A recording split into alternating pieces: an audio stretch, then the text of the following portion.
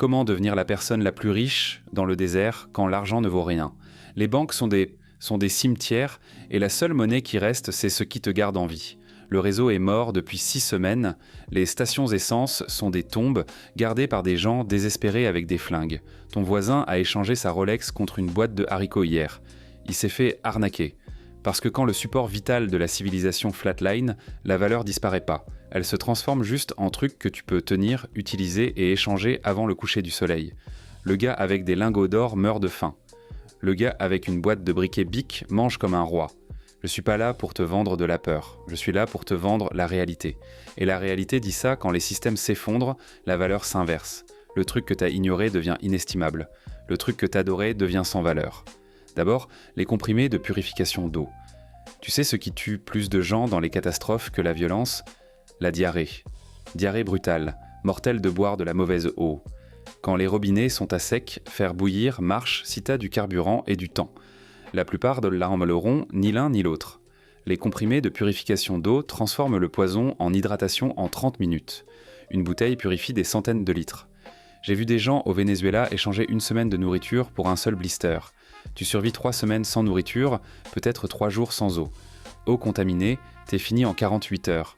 Personne stocke ça. Ils pensent qu'ils vont juste faire bouillir l'eau. Profite bien du choléra, je garde des comprimés partout. Pas cher maintenant, valant une fortune plus tard. Deuxièmement, les antibiotiques. Tu te coupes la main sur une clôture rouillée. Les cliniques les sont fermées, les hôpitaux débordés, les pharmacies ont été pillées. Cette coupure s'infecte. Tu développes une septicémie, tu meurs d'une coupure. C'est comme ça que les gens mouraient avant la médecine moderne. Et c'est comme ça qu'ils vont mourir encore. Quand les antibiotiques sont partis, les gens échangent n'importe quoi pour de l'amoxicilline. Voici le secret. Les antibiotiques pour poissons, même composé, même dosage, sans ordonnance. Amoxicilline, ciprofloxacine, doxycycline, tout disponible. Stock au frais et au sec, et il dure des années après expiration. La capacité de traiter les infections fait de toi une pharmacie ambulante. Troisièmement, tampons et produits d'hygiène féminine. La moitié de la population saigne une fois par mois. Ça s'arrête pas pendant un effondrement, mais la chaîne d'approvisionnement, oui. Les tampons, c'est pas juste l'hygiène, c'est la dignité, la santé, la prévention des infections. Sans eux, les femmes recourent au chiffon, nécessitant de l'eau propre, menant à des infections potentiellement mortelles. Hack de survie, les tampons sont stériles, absorbants et compacts. Utilise-les pour emballer les blessures, comme Amadou, même pour boucher des petits trous. Les médecins militaires les ont utilisés pour des blessures par balle quand les fournitures manquaient. Pas cher, n'expirent jamais. Résolvent un problème affectant des milliards. Tu les échangeras contre presque n'importe quoi. Quatrièmement sur la liste, le sel. Le sel est tellement commun qu'on le jette sur les routes. Mais pendant la plus grande partie de l'histoire, le sel était la monnaie. Des guerres ont été menées pour ça. Pourquoi? Sans sel, tu meurs. Ton corps a besoin de sodium. Transpire-le, le remplace pas, et tu regardes des crampes musculaires, de la confusion, des convulsions, la mort. Le sel est aussi la conservation alimentaire originale. Pas de réfrigération. Sale ta viande, ton poisson, tes légumes. La nourriture dure des mois au lieu de jours. Le sel désinfecte les plaies et n'expire jamais. Achète en vrac. Quand la réfrigération tombe, la personne avec du sel contrôle l'approvisionnement alimentaire. Et la nourriture, c'est tout. Finalement, le ruban adhésif. Le ruban adhésif, c'est le résolveur de problèmes universels. C'est pas élégant. C'est pas permanent, mais ça marche vite. Et dans un effondrement, la vitesse bat la perfection. Fenêtre cassée, ruban adhésif. Tente déchirée, ruban adhésif. Contenant qui fuit, bandage de fortune, sécuriser une attelle, réparer une botte, réparer un sac à dos, ruban adhésif. L'armée l'utilise, la NASA l'utilise. C'est imperméable, solide, flexible, un rouleau résout sans problème. Mais ça se dégrade, achète 20 rouleaux, stock au frais et au sec. Quand la fabrication s'arrête, rien n'improvise mieux, c'est pas une question de survie, c'est une question de prospérer. Le nouveau 1% seront pas les gens qui se sont accrochés à la richesse papier.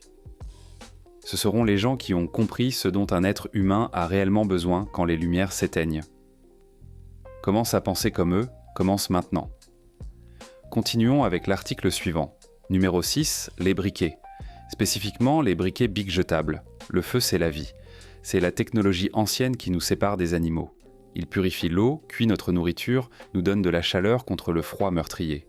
Mais on a oublié à quel point le feu est difficile à faire. On a externalisé cette compétence à un coup de poignet. Je veux que tu essaies d'allumer un feu avec des bâtons quand t'as froid, quand t'es mouillé, quand t'es épuisé et que tes mains tremblent. C'est une expérience brutale, humiliante. C'est pourquoi un simple briquet, c'est de l'or de survie. Un seul bic te donne des milliers de chances de feu. Il marche dans le vent, sous la pluie, dans le froid glacial. Il nécessite zéro compétence. Contrairement aux allumettes qui se mouillent ou aux barres de ferro qui prennent de la pratique, un briquet marche juste. Pendant la guerre de Bosnie, les gens ont appris cette leçon à la dure. Un seul briquet s'échangeait pour un mois de nourriture. Les gens brûlaient les 1 ou 2 qu'ils avaient et réalisaient bien trop tard qu'ils auraient dû les stocker. J'en achète par 50. Je les scelle sous vide. Je les planque partout. Ils sont pas chers maintenant. Ils vaudront plus que l'or plus tard. Numéro 7, le paracorde. C'est pas juste de la corde. C'est de la corde sous stéroïdes. Le paracorde standard 550 tient 250 kg. Mais la vraie magie est cachée à l'intérieur. Coupe-le. Dans cette gaine extérieure, tu trouveras 7 brins intérieurs individuels. Tire-les. Soudain, tu as du fil de pêche haute résistance, du fil de piège, du fil à coudre, du fil dentaire. Tu peux même l'utiliser pour installer un fil de détente. La gaine extérieure elle-même, c'est ton garrot, ton lacet, ta ceinture. Tu peux le tresser en filet pour transporter du matériel ou attraper de la nourriture.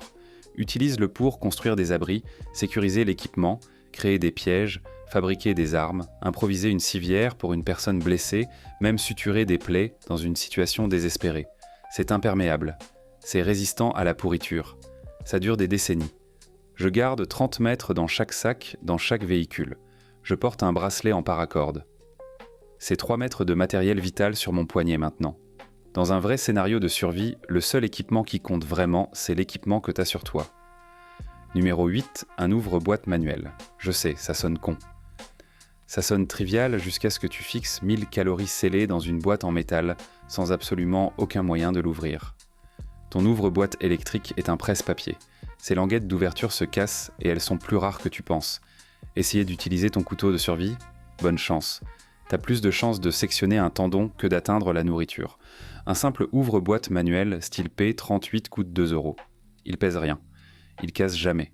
C'est le seul outil qui se tient entre manger et mourir de faim à côté d'un tas de nourriture. J'ai vu des gens dépenser des milliers d'euros en conserve à long terme, remplir leur cave, puis réaliser qu'ils possèdent un seul ouvre-boîte électrique pas cher.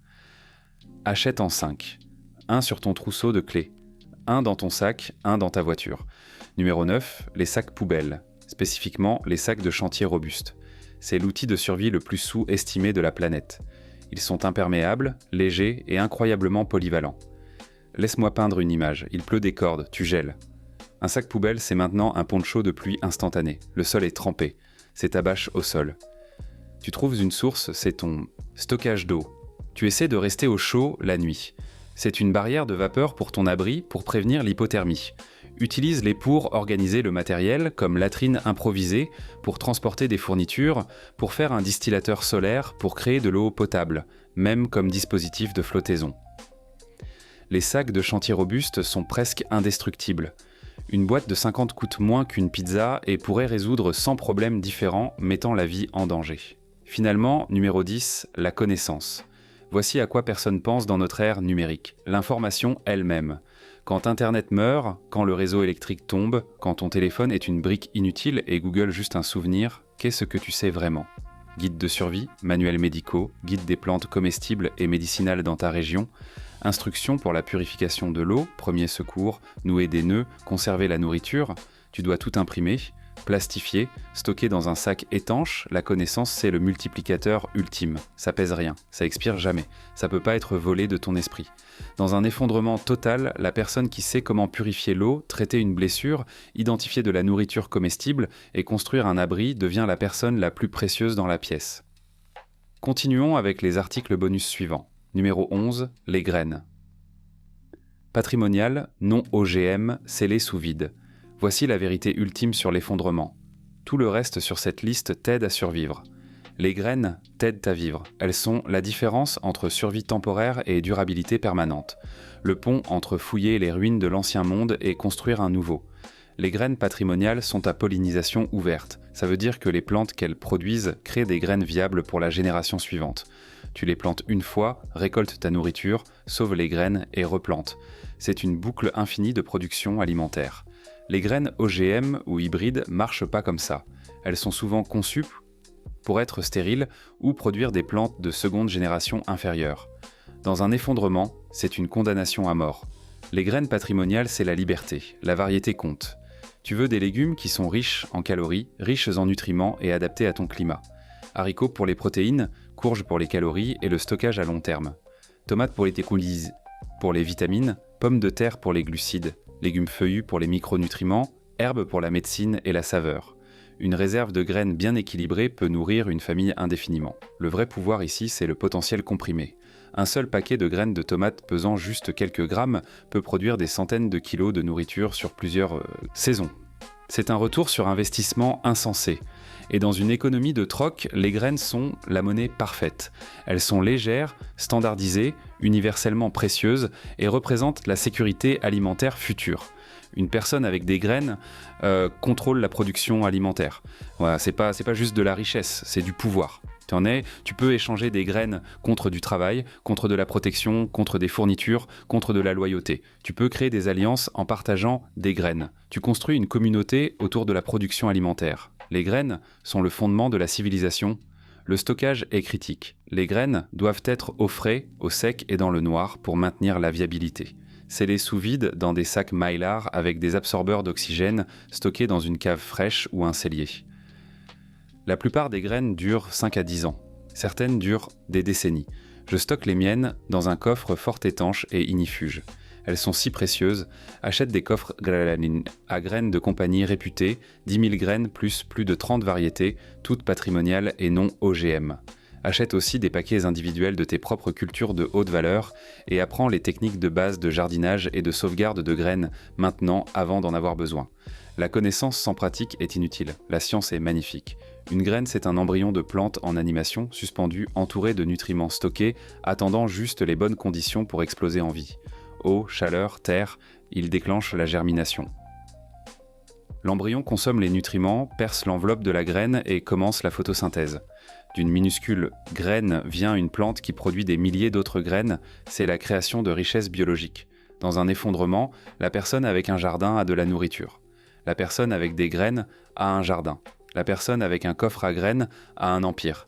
Quand les supermarchés sont vides, quand les chaînes d'approvisionnement sont mortes, quand les gens meurent de faim, tu auras la seule chose qui crée de la nourriture à partir de terre et de soleil. C'est pas juste précieux, c'est divin. Numéro 12, les piles. Rechargeables avec un chargeur solaire. L'électricité, c'est de la magie moderne. La lumière dans l'obscurité, la communication à distance, l'information au bout des doigts. Quand le réseau meurt, quand chaque prise est morte, la personne avec des piles fonctionnelles a un morceau fonctionnel de l'ancien monde. La clé, c'est les piles rechargeables avec un système de charge solaire. Les piles jetables sont précieuses à court terme, mais elles sont consommables. Une fois mortes, elles sont des déchets. Les piles rechargeables avec un chargeur solaire créent une énergie infinie tant que le soleil se lève. C'est de la technologie de reconstruction de civilisation. Concentre-toi sur les AA et AAA-NiMH rechargeables. Ce sont les tailles les plus courantes. Elles marchent dans la plupart des appareils. Lampes torches, radios, unités GPS, appareils médicaux, outils. Associe-les avec un chargeur solaire de qualité qui gère plusieurs piles-poids à la fois. Les applications sont infinies. Lumière pour la navigation et la sécurité, radio pour la communication et l'information, GPS pour la navigation, appareils médicaux comme des tensiomètres ou des glucomètres, outils comme des lampes frontales ou des tournevis électriques. Chaque appareil à pile redevient opérationnel. Pense à la valeur de troc.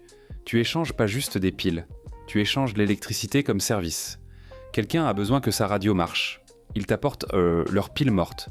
Tu les charges avec ton installation solaire et il t'échange de la nourriture ou des fournitures pour ce service. T'épuises pas tes propres ressources. Tu crées de la valeur continue. C'est de la richesse durable dans une économie d'effondrement.